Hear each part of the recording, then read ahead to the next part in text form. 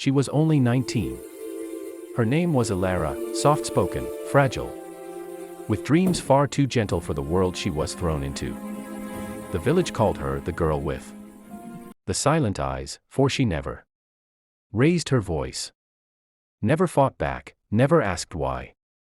But on that dusty morning, when her father signed away her future to a man she'd never met, a poor farmer, from the edge of town, something inside her cracked quietly, like glass underfoot. There was no wedding gown, no flowers, no music. Only the trembling whisper of her mother's veil and the distant call of crows as the sun burned down upon the barren fields. The man she was to marry, Rowan, stood tall, sun-darkened and worn. His hands rough, his clothes plain. They said he was kind but cursed. That every season his crops failed. And every woman he loved left him.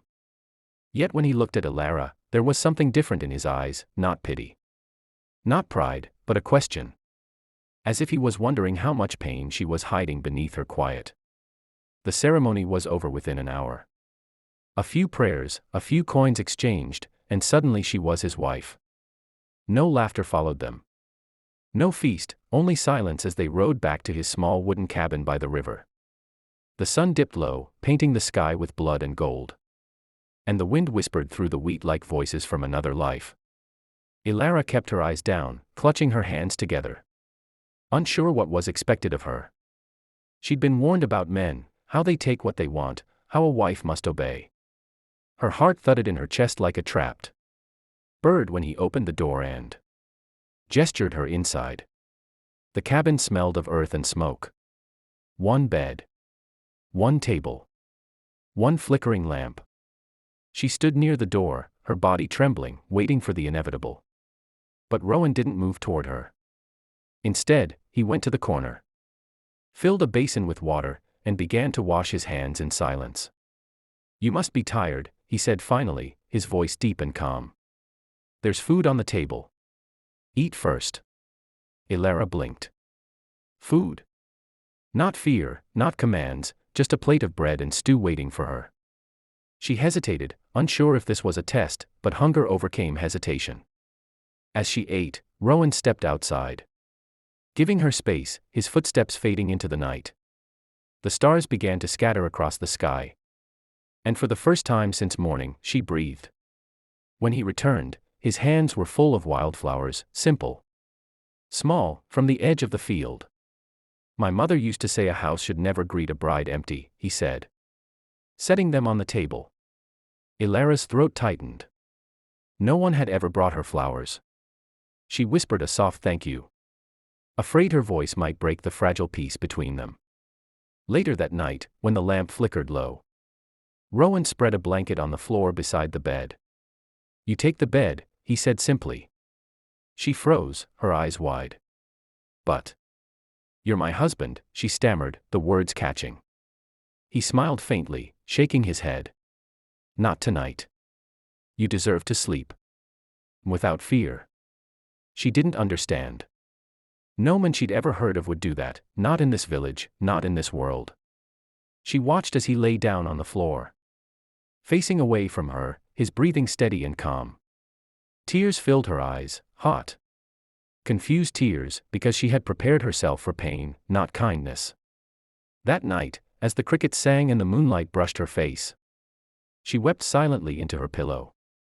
Her heart caught between fear and something new, hope. Days passed.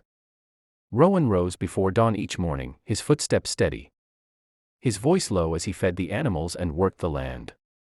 He never asked her for more than she could give. He taught her how to milk the cow, how to plant seeds in straight lines, how to listen to the wind before the rain came. And though his hands were rough, his heart was gentle.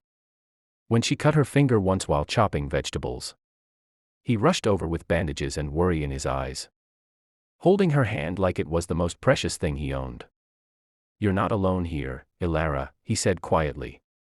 "You're my wife, not my servant." Those words haunted her, in a good way. No one had ever told her she wasn't a burden. No one had ever told her she belonged. One evening, as the sky turned the color of copper, Ilara watched Rowan from the doorway. He was working in the field. His shirt soaked with sweat. His shoulders moving with the rhythm of the earth. Something stirred inside her chest, a tenderness she didn't know she could feel. When he came back, she handed him a cup of water, her hands trembling slightly. "You should rest," she murmured. He smiled, a tired but sincere curve of his lips. "Only if you rest with me." He meant nothing improper. Just to sit together under the stars. So they did. The silence between them was not empty anymore. It was full of understanding, of unspoken comfort. The wind brushed her hair, and she glanced at him. "Why did you marry me?" she asked softly. He looked at her, eyes reflecting the fading light. "Because you deserved someone who wouldn't break you," he said simply. That night, when they returned inside, Ilara felt the air shift. She wasn't afraid anymore. She took his hand, shy, trembling, but firm. "I'm not afraid," she whispered. He froze, searching her face. And when he saw the truth in her eyes, he didn't rush or demand. He simply brushed her cheek with his calloused hand and kissed her forehead. Slow and reverent. "Then I'll wait," he said. "Until your heart calls for me." And that was the moment. That truly shocked her, not because of what he did, but because of what he didn't do. He gave her choice.